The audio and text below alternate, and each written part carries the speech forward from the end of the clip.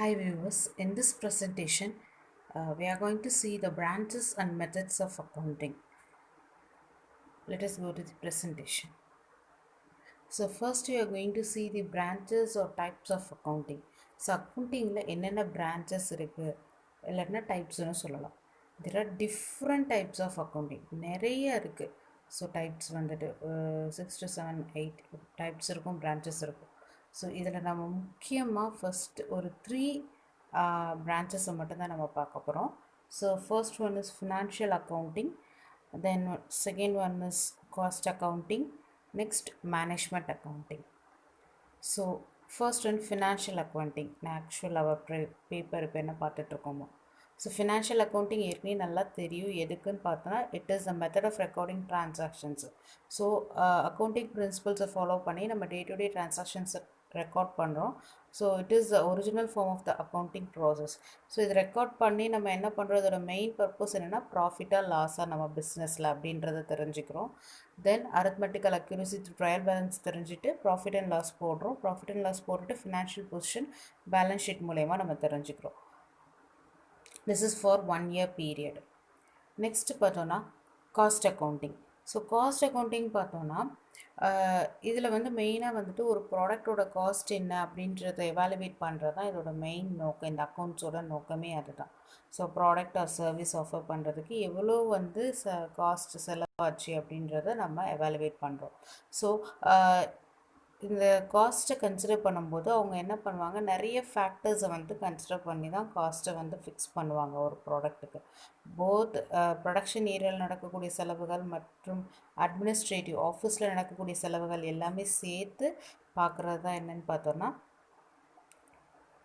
Cost. So ரெண்டுத்துலேயும் உள்ள செலவுகளை சேர்த்து எல்லா ஃபேக்டர்ஸையும் கன்சிடர் பண்ணி தான் என்ன பண்ணுவாங்க, எவ்வளோ செலவாச்சுன்னே கணக்கிடுவாங்க. So that is cost accounting அப்படின்னு சொல்கிறாங்க. ஸோ மெயினாக இந்த காஸ்ட் அக்கௌண்டிங் எதுக்குன்னு பார்த்தோன்னா, நம்ம வந்து மேனேஜ்மெண்ட் என்ன பண்ணுவாங்கன்னா, அவங்க உற்பத்தி செஞ்ச பொருளுக்கான விலையை நிர்ணயிக்கிறதுக்கு காஸ்ட் அக்கௌண்டிங் கண்டிப்பாக தெரியணும். ஸோ காஸ்ட் அக்கௌண்டிங் போட்டால் தான் எவ்வளோ செலவாச்சுன்னு தெரியும். அதில் ஒரு சர்டைன் அமௌண்ட் அதிகமாச்சு தான் அவங்க விலையை நிர்ணயிக்க முடியும். அது மட்டும் இல்லாமல் ரொம்ப அதிகமான செலவாச்சுன்னா அதை கட்டுப்படுத்துறது எப்படி, அதை பற்றின முடிவு எடுக்கிறதுக்கும் காஸ்ட் அக்கௌண்டிங் போட்டு எவ்வளோ செலவாச்சுன்னு தெரிஞ்சால் மட்டும்தான் கண்ட்ரோல் பண்ணவும் முடியும். ஸோ மெயினாக காஸ்ட் அக்கௌண்டிங் எதுக்குன்னா விலையை நிர்ணயிக்கவும் காஸ்ட்டு கண்ட்ரோல் பண்ணுறதுக்கும் செலவை குறைக்கிறதுக்கான வழிகள் பார்க்குறதுக்கும் தான் காஸ்ட் அக்கௌண்டிங்கே போடுறோம்.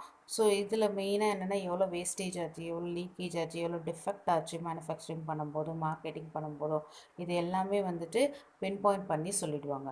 ஸோ ஆல்ரெடி நம்ம ஃபினான்ஷியல் அக்கௌண்டிங் டீட்டெயிலாக பார்த்துருக்கோம். மெயினாக இதில் ஃபினான்ஷியல் அக்கௌண்டிங் யார் யார் யூஸ் பண்ணுவாங்கன்னு பார்த்தோன்னா இன்டர்னல் எக்ஸ்டர்னல்னு சொல்லிட்டு ரெண்டு இடத்துலேருந்துமே யூஸ் பண்ணுவாங்க financial accounting information. But cost accounting information வந்துட்டு அவுட் சைடருக்கு தேவையில்லை.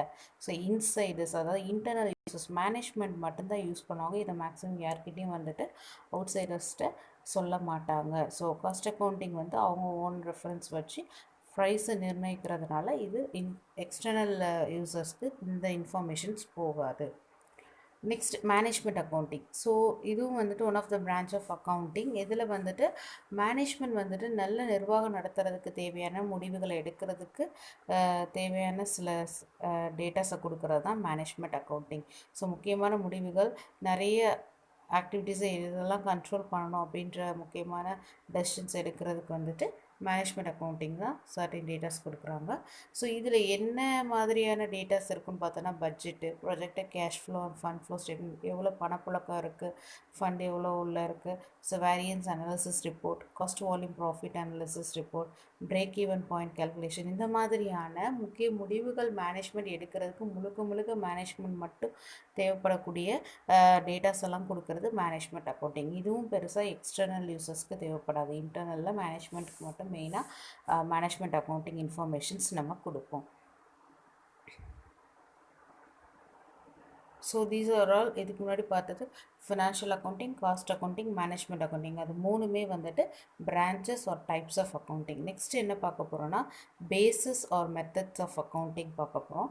ஸோ எதை பேஸ் பண்ணி அக்கௌண்ட்ஸ் போடுறோம் அப்படின்றது, இல்லைன்னா என்ன மெத்தடை யூஸ் பண்ணி போடுவாங்க அப்படின்றத பார்க்குறோம். அது வந்து 3 டைப்ஸ் சொல்கிறாங்க, அதாவது 3 பேஸஸ் சொல்கிறாங்க. 3 மெத்தட்ஸ் ஆர் 3 பேஸஸ் சொல்கிறாங்க. First one cash basis, second one accrual or mercantile basis, third one mixed or hybrid basis அப்படின்னு சொல்கிறாங்க. ஸோ கேஷ் பேசிஸ்ன்றப்போ உங்களுக்கே நல்லா தெரியும், எல்லா இன்கம், எல்லா வரவு செலவுகள் எல்லாம் வந்துட்டு பணமாக கையில் வந்ததும் நம்ம ரெக்கார்ட் பண்ணுறது கேஷ் பேசிஸ் அப்படின்னு சொல்கிறாங்க. ஸோ எல்லா இன்கம்ஸ், எல்லா எக்ஸ்பென்சஸையும் வந்துட்டு நம்ம ரிசீவ் பண்ணிட்டோம், அதோட பணத்தை, அதற்கான தொகையை ரிசீவ் பண்ணிட்டோன்னா அது அந்த என்ட்ரிஸ் எல்லாமே கேஷ் பேசிஸான என்ட்ரிஸாக இருக்கும். ஸோ அப்போ எவ்வளோ இன்கம் வந்துச்சு, எவ்வளோ செலவாச்சுன்னு சொல்லி பார்த்துட்டு லாபத்தை கண்டுபிடிப்பாங்க. இதில் வேறு எந்த ஒரு அட்ஜஸ்ட்மெண்ட்ஸும் பண்ண மாட்டாங்க அப்படின்னு சொல்கிறாங்க. அது கேஷ் பேசிஸ். ஸோ இது யாரெல்லாம் யூஸ் பண்ணுவாங்க இந்த மெத்தட் பார்த்தோன்னா, ப்ரொஃபஷ்னல்ஸ், யாராவது டாக்டர்ஸ், லாயர்ஸ், ப்ரோக்கர்ஸ், இவங்கெல்லாம் என்ன பண்ணுவாங்க, அவங்கக்கிட்ட போனால் கடன் வச்சுட்டு வரும், இல்லை அவங்க கேட்குற பணத்தை கொடுத்துட்டு அவங்க கொடுக்குற சர்வீஸை நம்ம வந்துட்டு எடுத்துகிட்டு வருவோம். ஸோ அப்போ அந்த மாதிரி இடத்துல ஒன்லி பியூராக கேஷ் பேசிஸ் தான் இருக்கும். ஸோ ஏன் இதை அவங்க யூஸ் பண்ணுறாங்கன்னா, அவங்களுக்கு இது ஈஸியாக சிம்பிளாக முடிஞ்சிடும். ஸோ ஏன்னா சின்ஸ் வரக்கூடிய கஸ்டமர் ரெகுலராக இருப்பாங்கன்னு சொல்ல முடியாது. தென் நெக்ஸ்ட் ஒன் பார்த்தோன்னா accrual basis or mercantile basis. Accrual basis இந்த சென்ஸ் பார்த்தோன்னா இதில் வந்து என்ட்ரிஸ் போட்டிருப்பாங்க. ஒரு செலவு ஆகுது அப்படிங்கிறப்ப, ஒரு பொருள் வாங்கியிருக்கோம் அப்படிங்கிறப்ப பணம் வெளியே போகுதுன்னு எழுதியிருப்பாங்க, தவிர பேமெண்ட் வந்துட்டு அப்புறமா பண்ணுறோம் அப்படின்னு சொல்லியிருப்பாங்க. கொஞ்சம் நாள் கழித்து பே பண்ணுவாங்க. அதுவே இன்னொன்று இன்கம், இப்போ விற்பனை ஆகுது ஆனால் உடனே பணம் வந்து நம்மளுக்கு கட்டலை, அவங்க கொஞ்ச நாள் கழித்து நான் பணத்தை கொடுக்குறேன்னு சொல்லிட்டு பொருளை வாங்கிட்டு போயிருப்பாங்க. அப்போ அது என்ன ஆயிருக்குன்னா அக்ரூவல் பேசிஸில் ட்ரான்சாக்ஷன் நடந்திருக்கும். அதாவது கேஷ் ட்ரான்சாக்ஷன் இல்லாமல் பர்ச்சேஸும் சேல்ஸும் நடந்திருக்கும். பணப்புழக்கம், பணத்தை வந்துட்டு யாருமே கைமாற்றிருக்க மாட்டாங்க. ஸோ அந்த மாதிரி என்ட்ரிஸ் போடுறது அக்ரூவல் பேசிஸ்.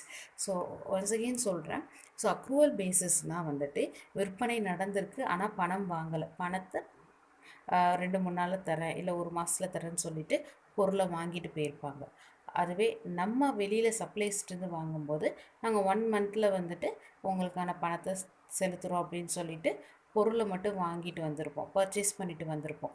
இந்த மாதிரி பணம் கட்டாமல் பொருளை விற்பனையோ இல்லை வாங்கவோ செஞ்சுருந்தோன்னா அது அக்ரூவல் பேசிஸ் அப்படின்னு சொல்கிறாங்க. ஸோ இதில் வந்துட்டு எப்போ நம்ம அந்த பொருளை வந்துட்டு விற்பனை செஞ்சோமோ அந்த வருஷத்துலேயே கணக்கு காமிச்சிருப்பாங்க. ஒரு வேளை அப்போ பணத்தை வந்துட்டு ரிசீவ் பண்ணாங்களோ பண்ணலையோ அது பிரச்சனையே இல்லை, ஆனால் அந்த இயர்லேயே வந்துட்டு நாங்கள் இவ்வளோ இன்கம் ஏர்ன் பண்ணிட்டோம்னு காமிச்சிருவாங்க. ஆனால் இன்னும் அதுக்கான தொகையை அவங்க வாங்கியிருக்க மாட்டாங்க. அதுதான் அக்ரூவல் பேசிஸ் சொல்கிறாங்க. அதே தான் எக்ஸ்பென்சஸ்க்கும்.